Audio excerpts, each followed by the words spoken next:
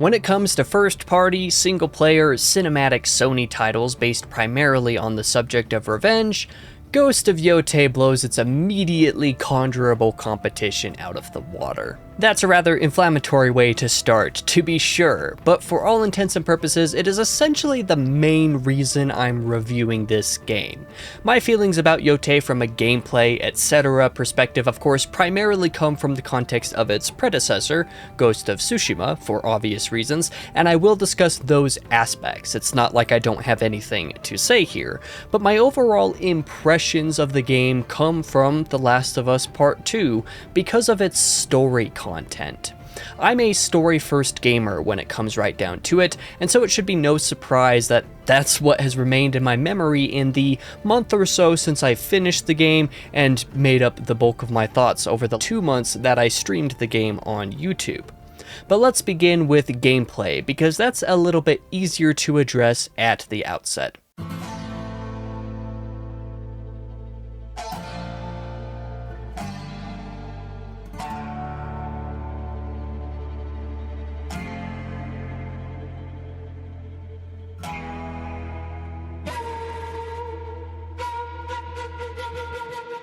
I love the way that Yotei subtly expands upon the core gameplay ideas of Tsushima, primarily by taking the principles of it and making small changes for a distinct feel that is simultaneously familiar and new. Tsushima and Yotei share the trait of containing weapon stances as a means of varying combat. Tsushima executes upon the weapon stance idea by retaining your singular katana weapon and changing the actual stance and therefore movesets. Yotei treats this as actually changing your weapon. You have a katana stance, a dual katana stance, and then a few others as well. Yari, or spear, kusarigama, or basically a sickle at the end of a chain, and odachi, or a massive sword. In gameplay, I love the way that both of these approaches work as well as they do, even if Yotei's weapon access is, a little harder to believe compared to the straight samurai approach of the first game. But that minute sense of believability aside, it is also incredibly fitting how this approach to combat styles fits each story's main characters so well while retaining that familiar combat blend and balance. Jin Sakai, being raised in the samurai tradition, ensures that training in various stances for different circumstances makes diegetic sense. Similarly, and conversely, Atsu's having spent a lot of her life having to scrap to survive means that her adaptability and capacity for picking up new fighting styles easily makes enough sense to fit, again, diegetically into the experience in a way that is natural. Both of these games focus on making you switch between your various different weapon stance options over the course of any given fight in order to make through it alive, but they do so in slightly different ways that feel true to the characters, and also in ways that are familiar enough to each other without feeling like copy and paste game design. I was worried about how this would feel when I went into playing Ghost of Yotei, and I'm happy to report that it is basically the perfect execution of expansion and retention for a sequel, enhanced by the fact that they are not directly tied to each other in a story capacity. Tsushima will not feel archaic on account of Yotei, nor does Yotei come across like it is aping its predecessor. What I don't love is the way that Yotei handles its tools and other auxiliary weaponry. You see, in both of these Ghost games, you don't just have your primary weapon, or weapons. You also have various tools and throwable weapons to use in combat and exploration. The tools are primarily for exploration and may as well be identical between the games as far as I'm concerned or remember. Those aren't really the problem. The problem is your extra quick-fire weapons, for the most part. Tsushima also had these, but I don't remember them being anywhere near as... I don't even really know the right word, perhaps cumbersome? I don't recall the usage of quick-fire weapons versus primary weapons feeling so off in Tsushima, like they do in Yotei. I confess, however, that this is absolutely predominantly a me problem, a problem with the way I think while gaming. You see, for some reason, despite how fundamentally identical the approach to combat stances is between Tsushima and Yotei, there's a difference in how they implicitly categorized in my brain. Namely, Tsushima's katana, that happens to have 4 stances to pick from, still rests in my brain as one weapon. Think of it like a visual sort of graph from which you have one primary weapon from which 4 branches extend that represent those stances. Comparatively, Yotei's 5 individual weapon stances sit in my mind from the start as 5 separate weapons from which no branches emerge. There's no nesting for these stances to go to, so my RAM is taken up by 5 separate items rather than just one. This becomes a problem very quickly. I don't know what it is about the way my brain functions, but this does make the recollection of what needs to be used in any given moment ever so slightly less intuitive, I suppose, or perhaps less immediate and natural is a better way to put it. So I find the combat in Yotei minutely more difficult to master as a whole. The quickfire weapons make this worse because there are also more quickfire weapons in Yotei than in Tsushima. When you compound the factor of multiple weapons coming less naturally to mind to use with legitimately more quickfire weapons as well, I just found it so much less inherent to my experience to utilize my full kit. I often forgot about most of what my kit even contained because there was just so much more of it this time around, and it's not like there's that much more of it, but it does take up my aforementioned mental RAM in a way that feels like it sort of clogs it. I don't remember being overwhelmed by the combat options in Tsushima, but I recall often feeling like I was hampering myself and being unable to do anything about it because of some vague barrier I was having trouble crossing. I don't know if any of that makes sense, but I hope it does, because this next portion is going to make it seem like I didn't like Yotei's primary gameplay at all by the time I'm through needlessly whining about my own skill issue. I'm sorry in advance, but this review is about my personal experience, so it bears discussing. My primary complaint where combat is concerned, I think Yotei's difficulty is tuned very poorly.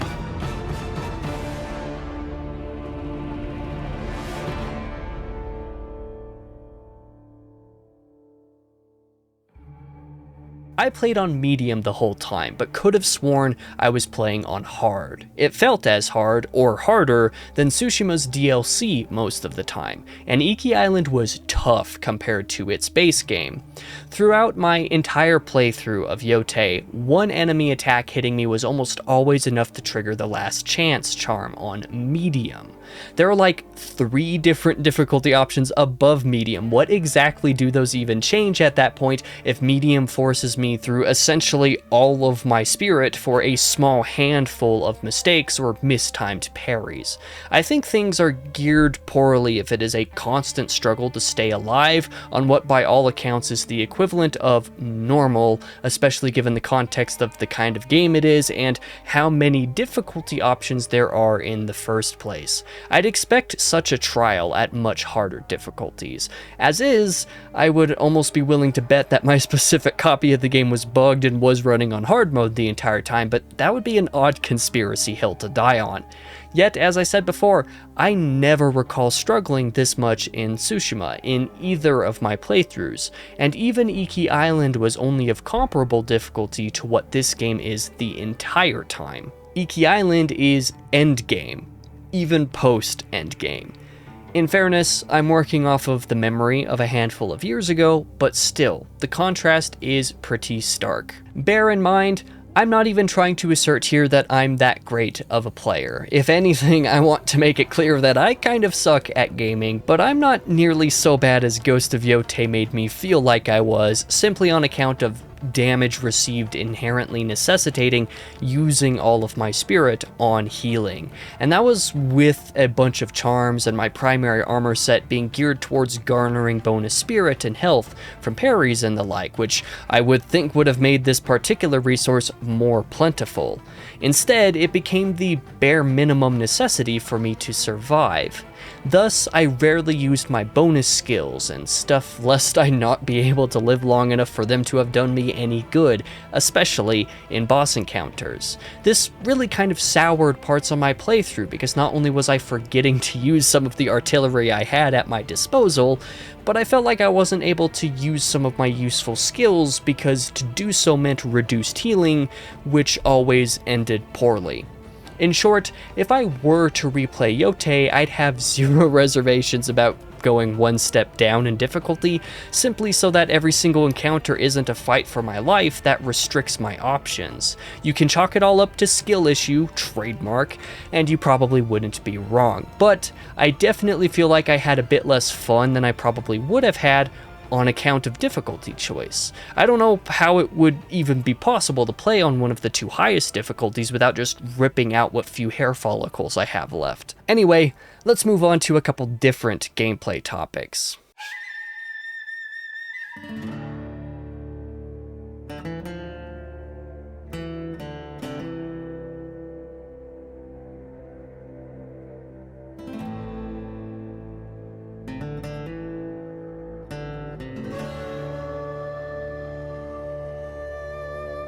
Exploration is both better and worse in Yotei than in Tsushima. The island of Tsushima is defined to some degree by how straight up big it is, and furthermore how thoroughly explorable its space is. Split into 3 zones based on acts of the story, it makes a lot of sense as an explorable space, and more naturally fits into the idea of an open world space.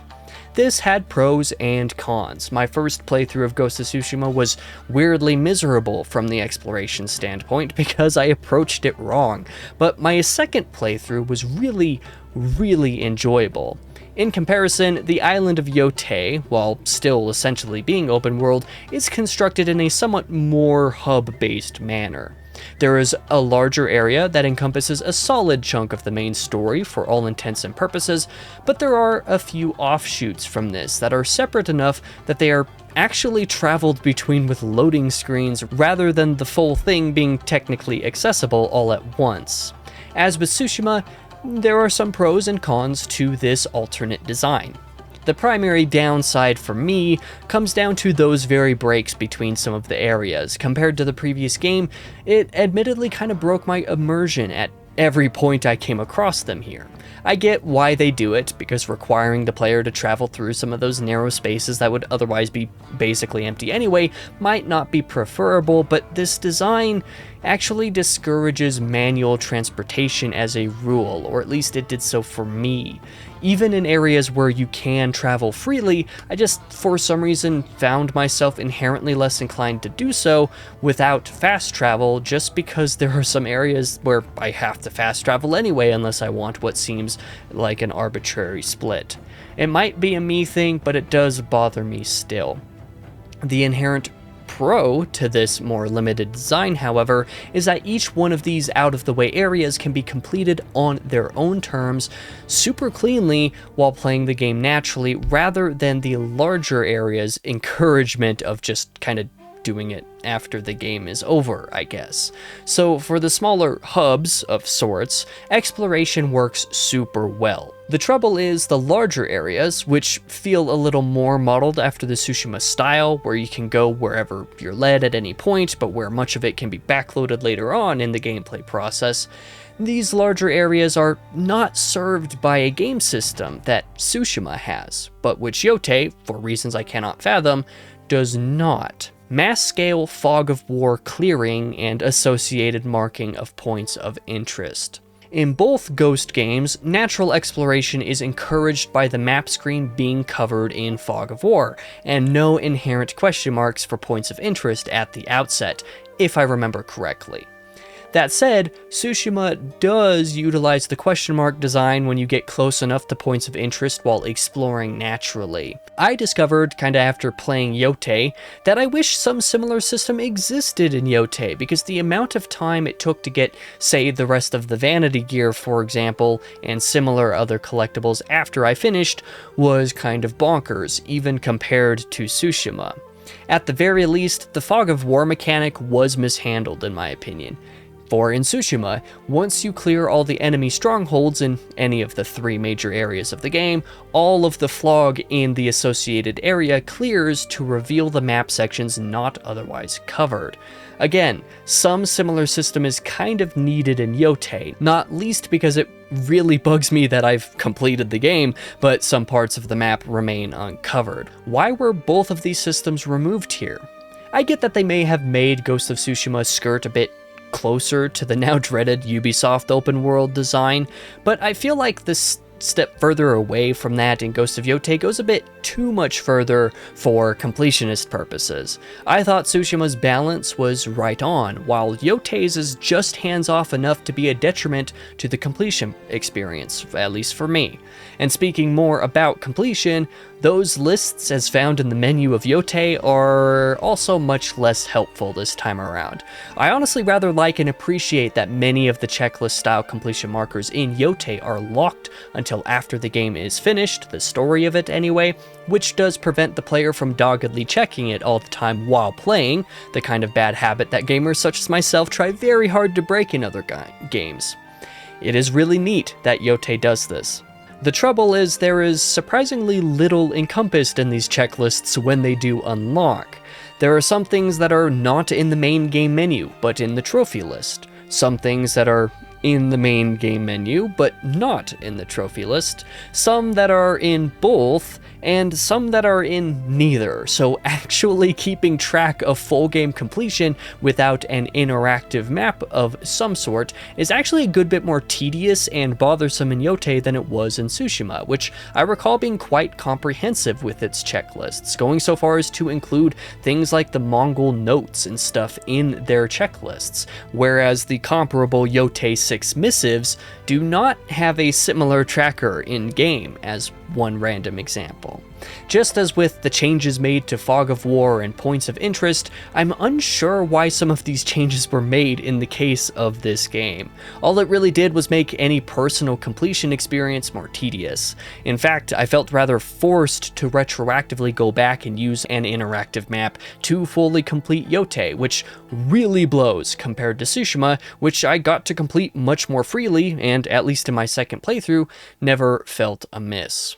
I'm just left pretty baffled. There are some good changes to map and world design to separate Ghost of Yotei from its predecessor, but there are several minor tweaks to various systems that feel like regressions rather than improvements, or at least felt as much for me as a completionist. At this point, I probably sound like I'm complaining a lot, and I acknowledge that. Ironically, much the same happened the first time I played Ghost of Tsushima too, but a lot of my complaints then came from essentially playing the first game wrong the first time around, as I've mentioned a couple of times up to this point.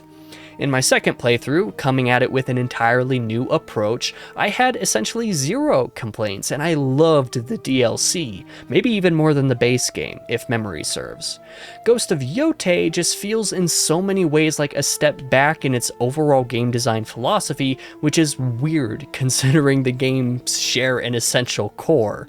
Nothing here is really that bad per se, but it does come across to me as far less polished and so less user-friendly somehow. Maybe it's because I need a second playthrough of this game, like I did for the first, but I basically played Yotei the way I played Tsushima the second time, so I'm not entirely convinced that's the case. Besides, based on these experiences as outlined, if I wanted to play a Ghost game again, I'm at this point far more likely to pick up Tsushima for the third time rather than Yotei for the second, even though I tend to be a story-first gamer, and I like the story of Yotei better. I just kind of overall feel like I enjoyed playing this entry less than the first, despite really appreciating the diversity of weapons and, the slightly different world design approach, and arguably liking those things better. But I guess now that I mentioned the game's story again, I should probably switch gears now to that side of things, which I feel Yotei does better than Tsushima, and also what I feel it does better than The Last of Us Part 2, as I mentioned in the introduction. Let's talk about honor and revenge. I thought by killing the Yotei 6 I was bringing our family peace, but I only brought death. I never thought I'd hear you say that. Kiku said it first. She's like you when she's angry. Her words cut deep and true. Just as the gameplay of Ghost of Tsushima is rather directly connected to the role of samurai that the player character fills, the story tries to follow from the same groundwork. You play as samurai in full, but slowly are forced into abandoning some of the honor systems that define that way of life, systems that seemed to all but guarantee death against the invading Mongols. And just as Ghost of Yotei adapts some of its gameplay systems around the fact that Atsu is not a samurai, so too is the story rather fundamentally different. Or is it? You see, Tsushima makes a fine thematic point of exploring the idea of honor. It does so quite thoroughly. There are some ways in which I didn't love the way this was executed, most notably due to the quasi-ludonarrative dissonance that could arise based on the way you're forced to transition from honorable samurai to not so honorable, maybe no longer a samurai. During the main story, felt to me like it implicitly clashed from the very loose gameplay approach in literally every other non-story based instance. But despite this minor personal issue with that game's theme between different parts of the package, I was overall a fan of the general idea. Yotei's approach to story is actually more or less the same, but the topic of its thematic exploration just happens to be about revenge. Similar to Tsushima, it matches the motivations of the main character with the broader gameplay palette of the player pretty well, and really helps you to feel like you're that scrappy fighter just returned home to complete this task which has weighed heavy upon your heart for some time. The conflict of Jin Sakai between honor and deceit is sometimes very convincing, namely if you're following the story straightly and playing exactly as the story implicitly expects you to. Most of the rest of it feels like it doesn't quite weave into that character arc super effectively. Part of why I liked the Iki Island expansion more than the base game was because it no longer is so reliant on this arc, which tries to unnaturally impose itself upon your journey through the open world.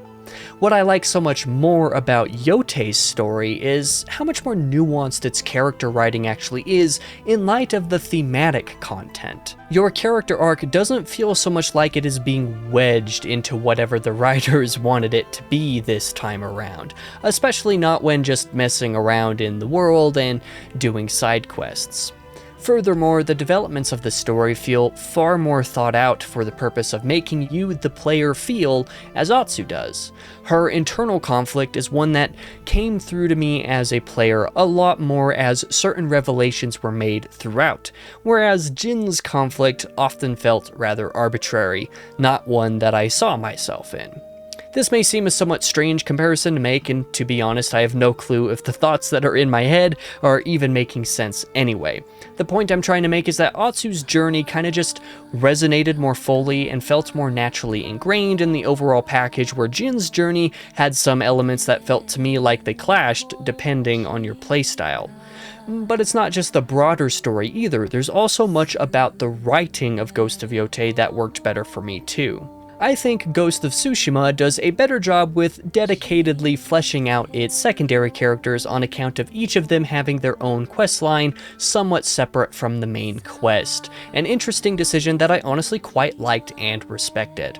But outside of the relationship between Jin and his uncle, and of course with the way Khoten Khan acts in opposition to them, I don't recall too horribly much about many of the dynamics of Jin with the other characters, let alone what made the other characters stand out at all. As is, I actually struggle to remember any of the side characters who had dedicated quest lines. I only recall one off the top of my head, and I don't even remember her name.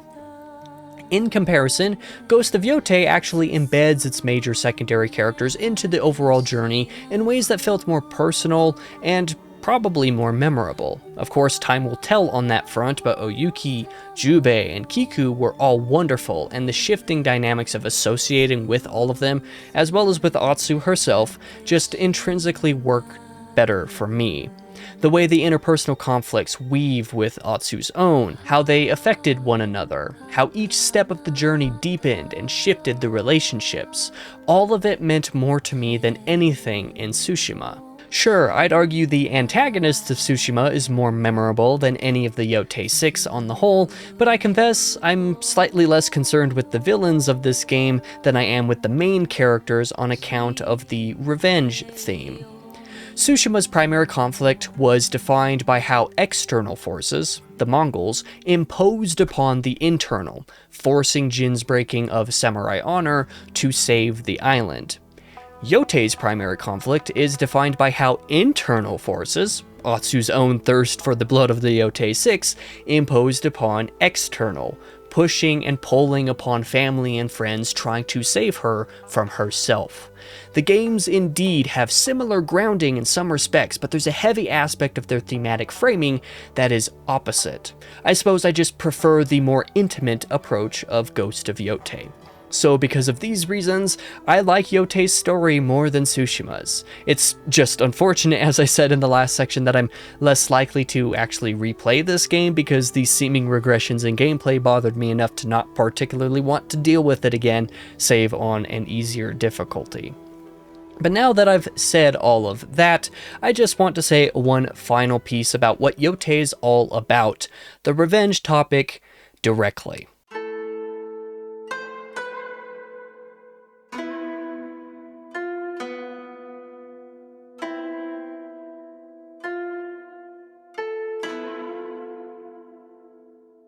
Revenge plots are nothing new.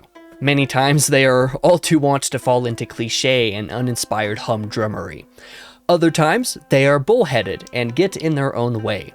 Lack of nuance or unconvincing setup can completely negate, from the outset, the entire point trying to be made, and lack of dynamic storytelling can easily come close to a form of nearly deus ex machina, or a sense that the story serves the writer's purposes more so than the narratives or the players found within. Striking the proper balance is difficult, made worse by the fact that different things will resonate with different readers/viewers/gamers in different ways. For my tastes, Ghost of Yotei succeeded at being a legitimately interesting take upon the topic, even in the face of being fairly cut and dry in core conceit and general execution. It isn't necessarily the story itself that impressed me, but the writing that did. A point that I didn't exactly finish making in the last little segment was about how the main and companion characters resonated with me more in Ghost of Yotei than they did in Tsushima. Well, they did, and they did so in no small part because of their actual writing. I found the characters of Yotei, especially Atsu and her dynamics with pretty much everybody, endearing in a way that kind of surprised me. I found myself laughing and chuckling a lot. I thought that the dialogue was very realistic a lot of the time. I thought that serious topics were still handled deftly and sincerely. I didn't find much of any of the writing, from a story basis or a general dialogue basis, to be purely predictable and rehashed jargon. I felt like I was actually witnessing realer conversations than Tsushima ever gave me the impression of. This was true for all manner of topic, tone, mission type, and for many different kinds of quirky side characters. It was true for major companions and antagonists, and those in between. Generally speaking, I just found myself to be more immersed in what was going on from a fundamental writing standpoint, and the deftness with which the characters were written absolutely translated into how they were woven into that revenge idea. By the time I finished the game, I found myself rather impressed with how I didn't feel like the writers were imposing their own supposed moral of the story. As a player experiencing the story, I felt like I was merely being taken along for the ride, and the way I felt about any given development actually had me thinking quite deeply and empathetically toward Atsu and her plight, and those of the characters around her. Specifically, the way her relationships change on account of her drive to end the Yotei Six, and some of the characters she meets and has to come to terms with in one form or another at certain points of the story, and notably the way other characters also change upon their interactions with Atsu as well. Everything being explored in this game made it clear there wasn't just a one-way route to the point. I felt like I was allowed to come to my own conclusions. Furthermore, and here is where I'll be going into minor spoilers up until the conclusion of the video, There were legitimate consequences to many character decisions that really satisfied upon what points could be drawn. Ghost of Yotei is not just a simple revenge bad, okay? Load of, force-fed horseshit. It is a work that actually shows you in what ways some people justify it, and how others push back, and how reason and emotion battle each other in the heart of one set on a dark path. It also goes so far as to depict not just a ham-fisted, see if you give up the cycle of violence, life is good. No, Ghost of Yotei also shows you how you can go far enough down the path that making that decision can come too late.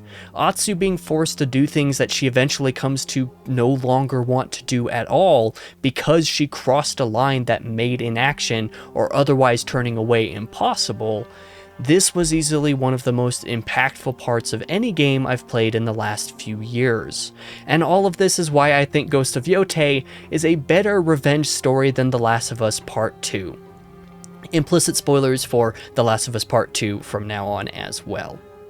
I will someday, trademark, talk about The Last of Us Part 2 again in its own dedicated video, but one of that game's biggest weaknesses, in my opinion, is how ineffective its moral of revenge bad, okay, comes across. It tries to go for a deep look at the topic, and it might have managed to make it work if it didn't contain the entire Santa Barbara section after the farm, which serves to undermine its entire point. The entire point of The Last of Us Part 2 is such. If you don't give up the cycle of violence, you will fill your life with misery and woe.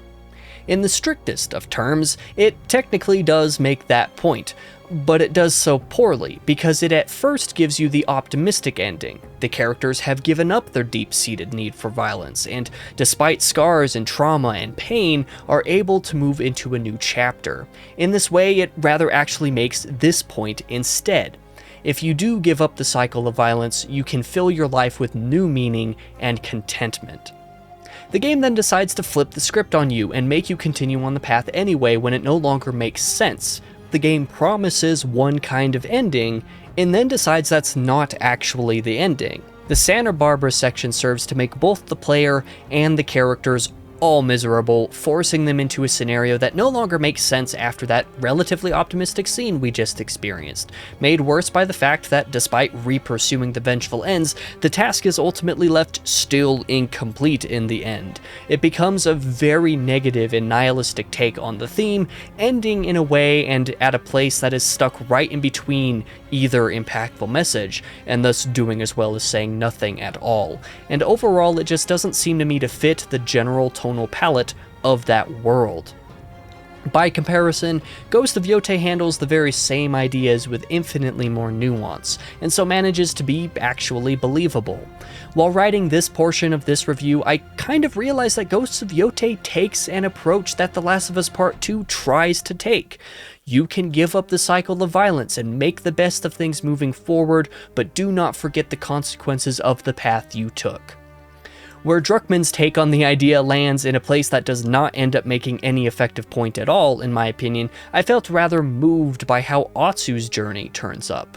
The difference is that Atsu does come to see what's happening, and she does finally realize where things are going, and seeing that it's not good, she also realizes that she cares, and so tries everything she can to repair the mess she made. She may not ultimately be able to change much, but her sincerity in the face of her own shame embeds an inherent meaning to the consequences of her actions. Ellie? Well, we, the players, see exactly where shit's going from a mile away, and it's pretty easy to tell that Ellie does too. But she doesn't care. She decides to heed a stupid call to throw away everything for one last shot at vengeance, then doesn't even follow through with it, and ends up miserable still. She does nothing to try to avoid her fate, she does nothing to fight it, and so the moral is lost because I simply cannot believe or accept that that is what she would do. Atsu feels human, a person driven nigh mad with hatred and whose walls are cracked and crumbled by those around her. She tries her best to reverse her course eventually, and that was believable to me. Ellie in The Last of Us Part 2 was merely a pawn of the writers who did not seem to understand the point to their own story. And so, for all of those reasons, I really appreciate Ghost of Yotei's thematic exploration, certainly more than some other notable titles that have tried to tackle it.